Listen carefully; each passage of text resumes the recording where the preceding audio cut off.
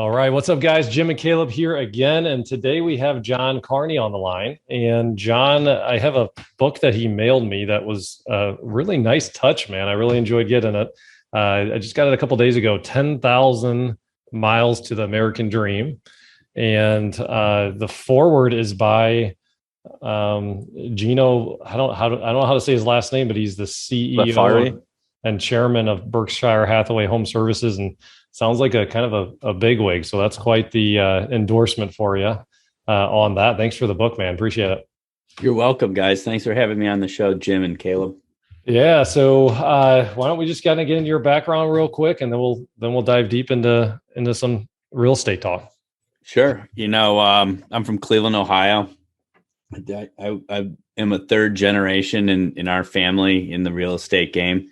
My grandfather and his brother were the firstborn Americans on the Carney side of the family. Irish immigrants, pretty poor. Started digging basements in high school. They went on to be successful attorneys and in owning an excavation construction company, and then going on to a lot of commercial development.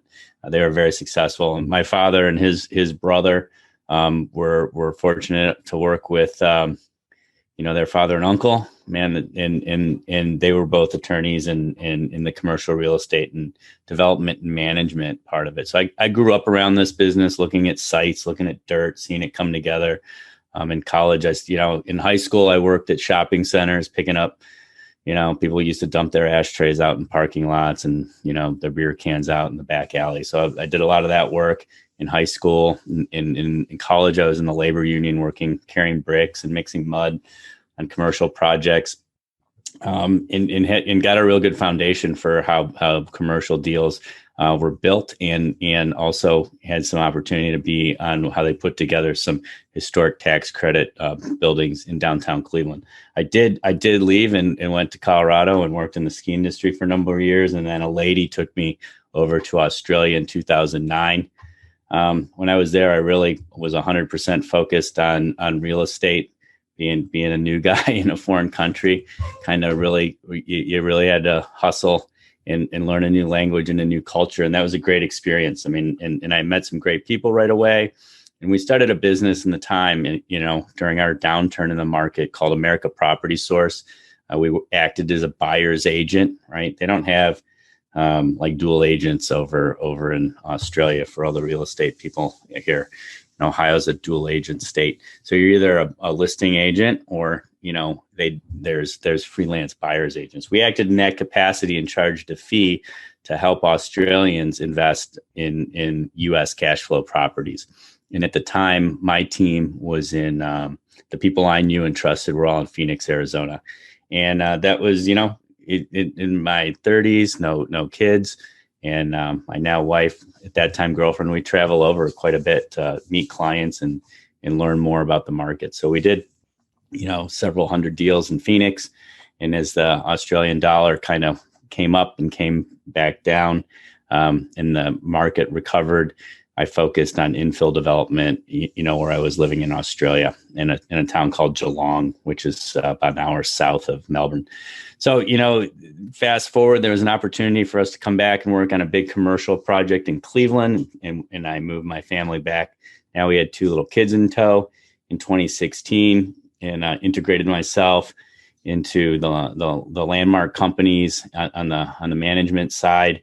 And we've disposed of a few assets. Our unit count's gone down a little bit. Right now we sit at just over 500 units in downtown Cleveland, about 80,000 square feet of commercial space amongst the portfolio. And I work on that. And then, my wife and I will occasionally, if the right deal falls in our lap, we have a lot of lines in the water, we'll fix and flip something high end. Not the Home Depot style, but more of a high end where we get an architect and strip everything down to the studs. And we're closing on 2 lots today. I turned my phone off, so I won't get the notice, but 2 hard to build on lots, but in an A-class suburb of Cleveland where we plan on building 2 single family homes. So were you doing the infills in Australia, and that's where you started, or Yeah, was that back in Cleveland? no, I was in Australia. I became so that's it. I hope I didn't take up too much time Oh, that's good. giving you the background, but I mean, like, look, the whole premise, like, that book I wrote, the co-authors of that book did a reverse of me. I was the token Yank, right? I was the only American on that author list, and these guys I met through being an author of my first book, which was Real Estate as a Team Sport. But these guys, when I moved to the States, knew a few of them. Reed Goosing's still out in California, multifamily syndicator, and he put together a network of all the Australians that managed to meet American ladies traveling around the world and ended up here in real estate.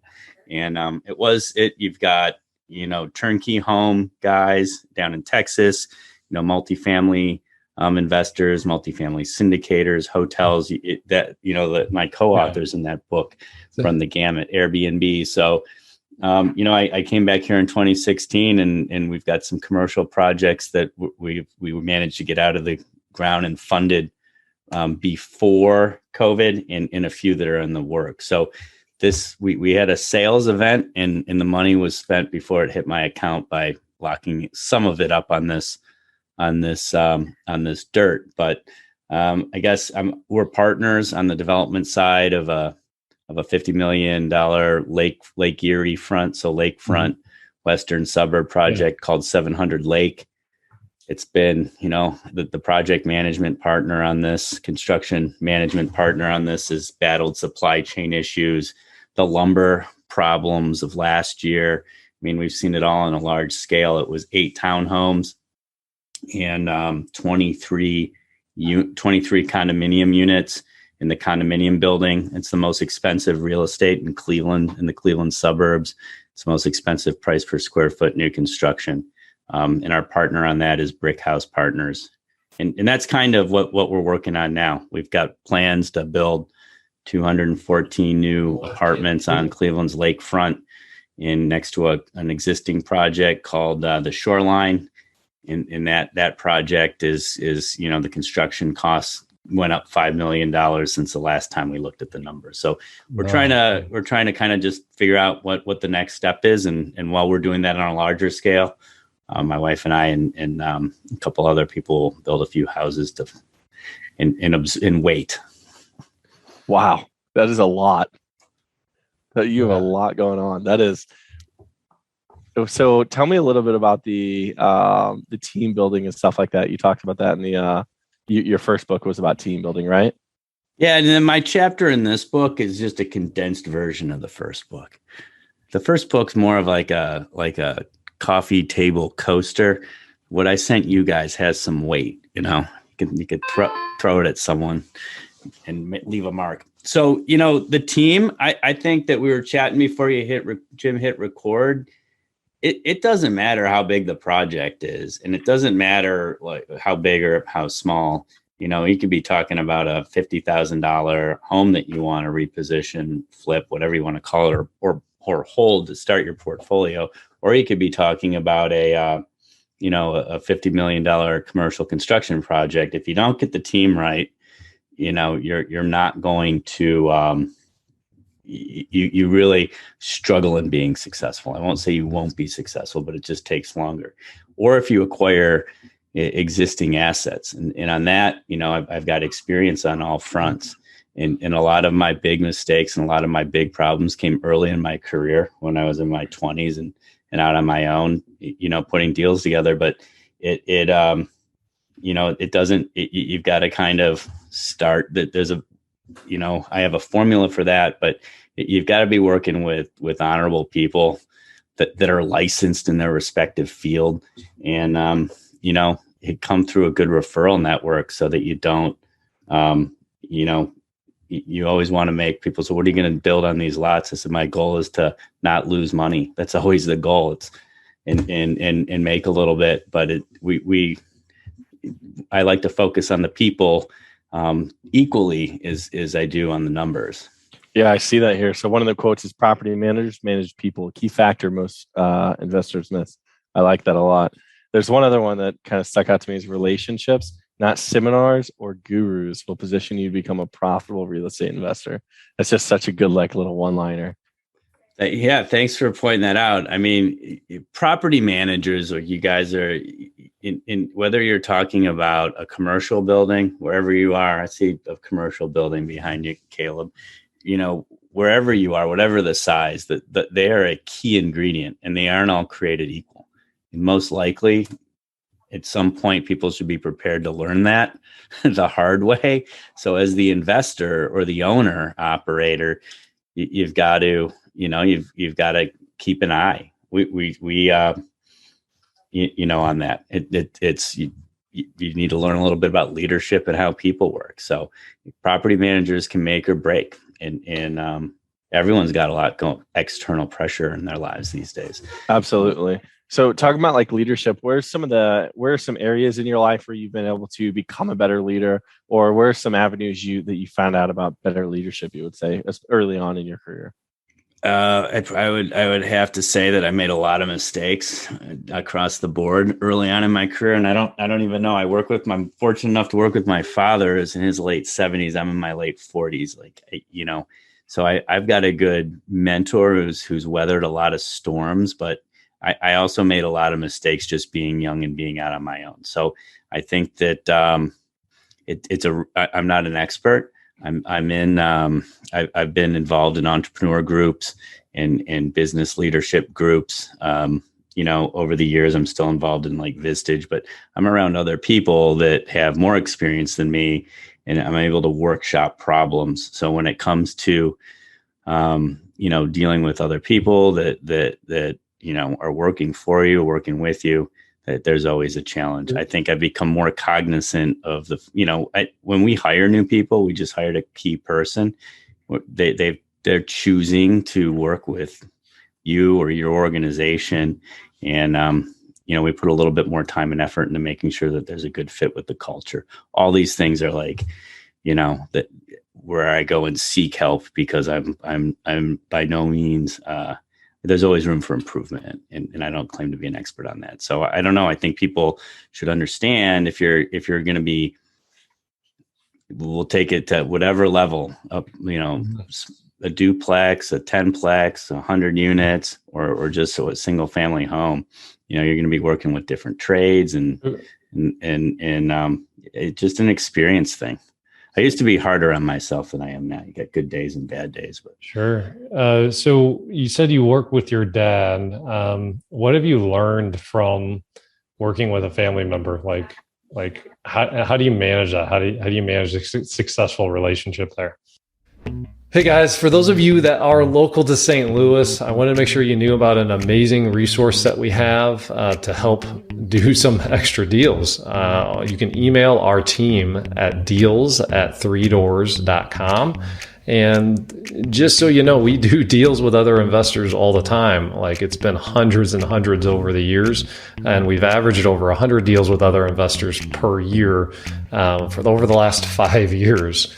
We can straight up buy the deal if you have a wholesale under contract that you want to sell. If you need funding to finance a flip, or like you're doing a BRRRR strategy, we have funding available for you. If you're trying to wholesale a deal, we're doing JV wholesale deals with other wholesalers that, quite frankly, some of the deals we're putting together for a beginner or an intermediate investor, they'd probably be walking away from, because we have systems and processes, and we have buyers in place that are paying top dollar for these properties. So make sure you use this resource. And the best way to get and the easiest way is to just send us an email, deals@3doors.com. All right, back to the episode. What have you learned from working with a family member? Like how do you manage that? How do you manage a successful relationship there? Jim, I cannot keep this podcast to under an hour with that question. We're going to have to go 2 hours, part 2, part 3. No, it's awesome.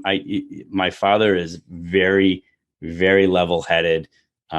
He is very community orientated, and he leads by example. And it's such a cliche thing, but I've never seen, I've never seen anyone in my family that I was looking up to growing up ask somebody to do something they wouldn't do themselves. I mean, he is and what I think the most humbling part of working with him is we'll go into, like a financing situation we were talking to like commercial mortgage brokers or mergers and acquisition folks on a complicated capital stack. And, the first time I experienced that, here you have my dad and his partner asking questions because they're using vernacular and acronyms in language that they're used to using when they're talking to their peers. And it's like, instead of really just pretending you can figure it out with hands up, what does IO mean? It means interest only. Oh, okay. And then I'll never forget that. So, I mean, there's a curiosity and there's the realization that I don't have the answers to everything. So what my father's taught me is if you don't understand something or before you make a decision that impacts your investors or your partners or your business or your family, if it's a really important decision, take your time, go to multiple people, get a lot of data, and then make a decision. And then when it comes to things that you've got a lot of experience in dealing with, we'll say like managing people or a personnel issue.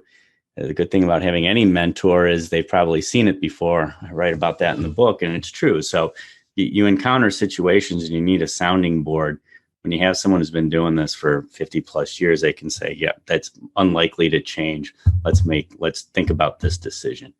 And I've been blessed with that for the last 5 years. I'm trying, my brother and I, he works in the business. We're trying to get my dad out on the golf course more and around my grandchildren, his grandchildren, my children more. But, he likes the game. So he's never going to quit.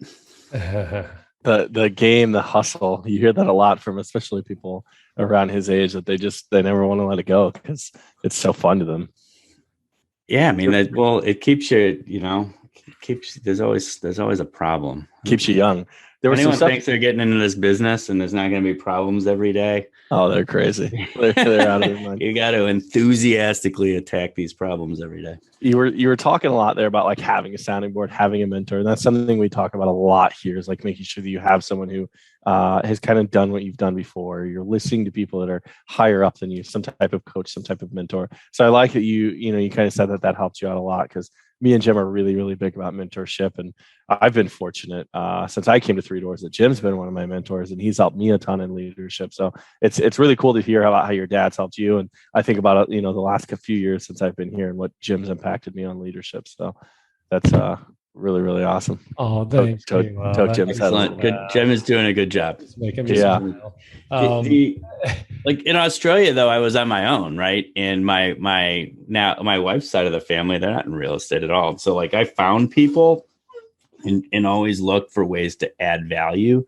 And that's how I ended up with partnering with a commercial developer who did a lot of like land of like a lot of residential commercial development over there in Melbourne.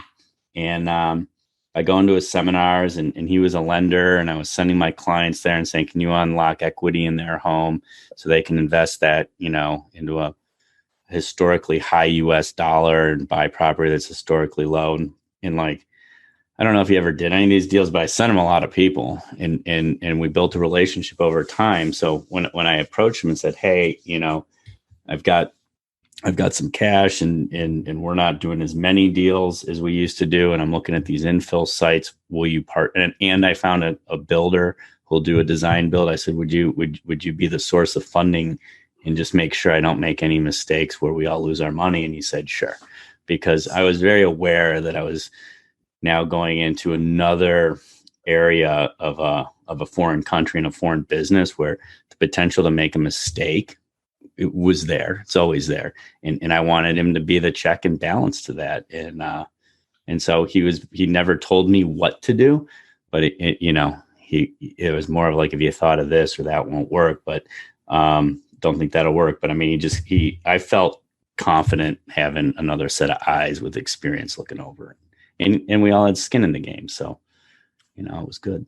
Yeah. It's being able to give someone value when you don't always have cash can also help get a lot of mentorship or get somebody to help you out too. That was I like that because I've thought about that a lot.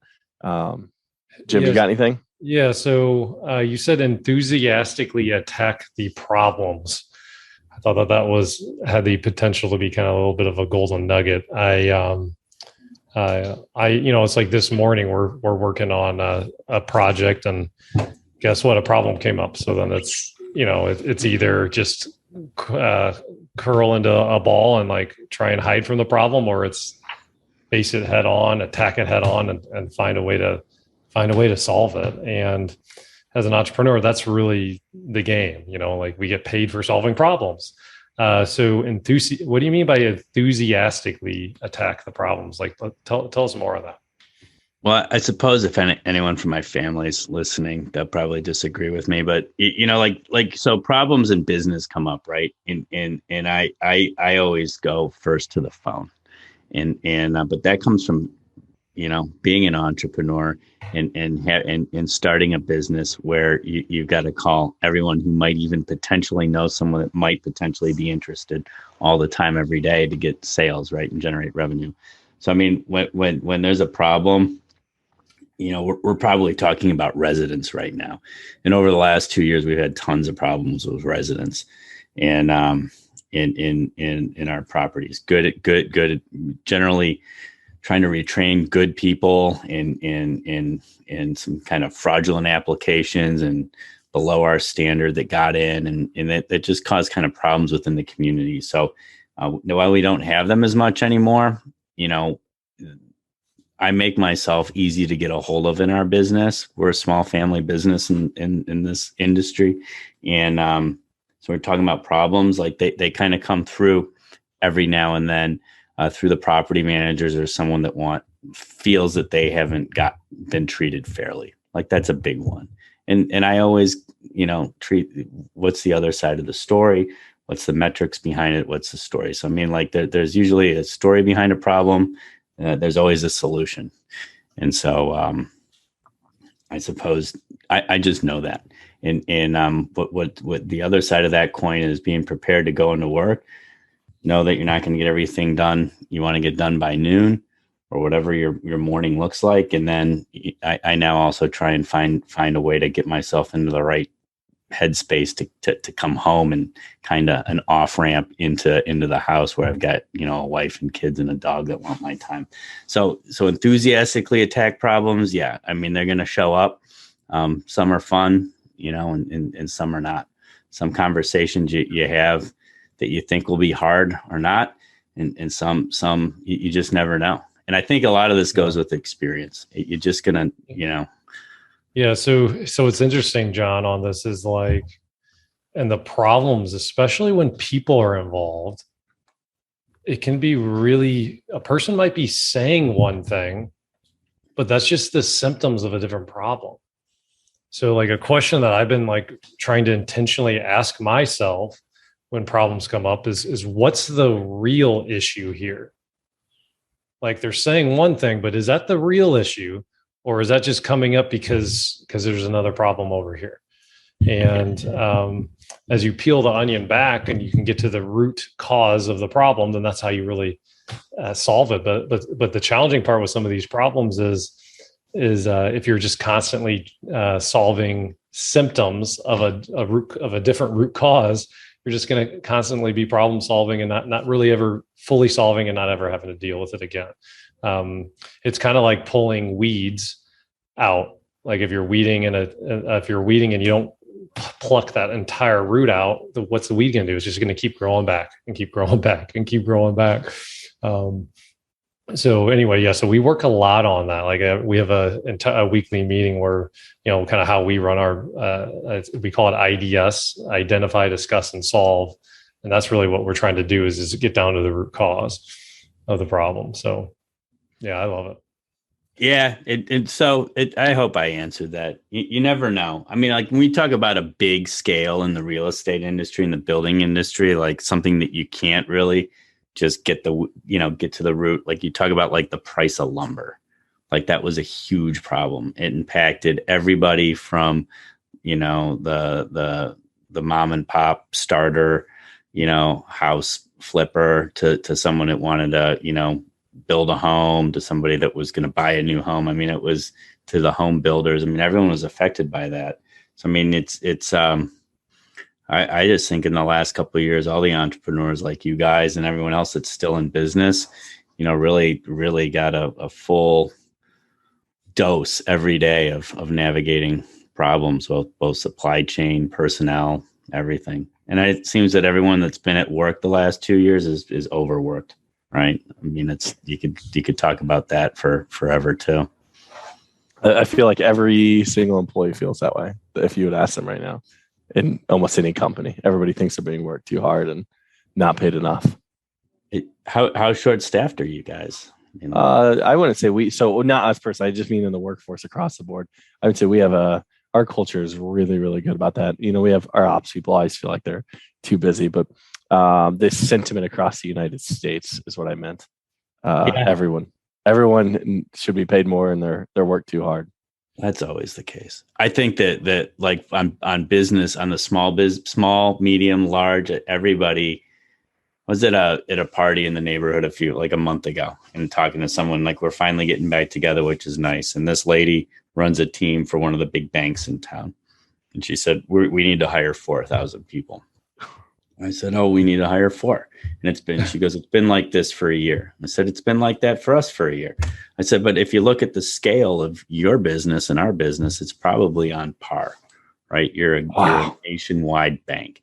And then it kind of comes to, well, I said, are you guys coming back to work, right? We own apartments in downtown Cleveland, and COVID wasn't so bad for downtown like city center CBD apartments. Like, everybody that owned them suffered a little bit in the wake of really, like, the George Floyd riots were really bad here. And then COVID on top of that. But everything's kind of come back. So that's in the rearview mirror. But then you start looking at the data. Right now, there should be 250,000 people in Cleveland right now. People that live there, people that are working down there, people that are coming in to visit, their lawyer, their accountant, or whoever down, their marketing person who have offices downtown, people that are coming in for a game and staying in the hotels. Like, that's what the population should be. But right now we're at like 50, 60,000 a day. Right. And so, like, the big group I was with on the commercial side last week, we're looking at those metrics and we're seeing incremental improvement. But I mean, that's a problem that I personally can't solve. And it's going to take a collective group to resolve. But I mean, that's just it. Are people going to work from home? That was what she was saying. If I asked people, the reason I got into this conversation about the bank was, when are you guys coming back to work? And she said, never. My team will never come back to work. They'll just quit. I said, that's incredible. Because other big banks that are headquartered in downtown Cleveland are back to work 100%, or only the senior level guys are on a hybrid model. So I mean, it's just an interesting time. I mean, I'm sure St. Louis or very similar as far as population wise. So I just moved out of downtown St. Louis, and it is a ghost town down there if there's not a baseball game. If there's no baseball or Blues game, nobody in sight. It's wild, man. I mean, I've been to downtown St. Louis for weddings back when my friends were getting married a long time ago. But I think a lot of cities outside of maybe San Francisco and New York are like that. Yep, that's crazy. They'll come back. I mean, I think there's a lot of, I'm optimistic that we're going to see people creep back into the office space. It's going to change. I'm happy that I'm not a big office tower holder. They've definitely got their work cut out for them. Yeah, I think that's going to be an issue that we're going to see over the next 12 months and you're starting to see it. People are bringing people back and you're getting pushed back. So it's going to be, who's going to push and pull harder? Is it the employees or the employers of coming back or staying at home? And I really think we're going to see everybody come back into the office. It's going to be inevitable. There'll be a culture shift. I don't know. That what's neat is, I mean, it's like off on a tangent. Sorry, but like what I learned at this is they're going to new development, new office buildings will be a mixed use. Expect to see the future looking like you're going to have so many floors or square footage of the whole allocated toward office. And so, and they're going to just put apartments there that are designed specifically for a hybrid model resident, right? If you're looking at your college graduate or to like, buying your first house age, whether that's 22 to 32, let's say, that they're going to build these new construction like that. Also with like new office buildings are going to have the same high end amenity packages I would expect as you're going to see in a multifamily community, right? So, maybe not so much, where we live, where you get bad weather, but you go down to Texas or down south and you've got big swimming pools on campus and, high tech workout rooms and business centers. I mean, that's going to become part of the office building landscape as those start coming out of the ground again, which will happen someday. They got to repurpose what the inventory that's there in a lot of cities, but it's an interesting time to be in real estate. Certainly. Yeah, I think you're right. Well, thanks guys. We appreciate you tuning in on another episode of Doors to Deals. John, thanks so much for joining us. Guys, I would grab a copy of John's book, 10,000 Miles of the American Dream. I've been skimming through it as we look through it, and there's a lot of great nuggets in there. John, if somebody wants to get a hold of you, where's a good place for them to contact you? Probably the best email to track me down on is my John Carney Online. So it's jc@johncarneyonline.com. Like we're always looking for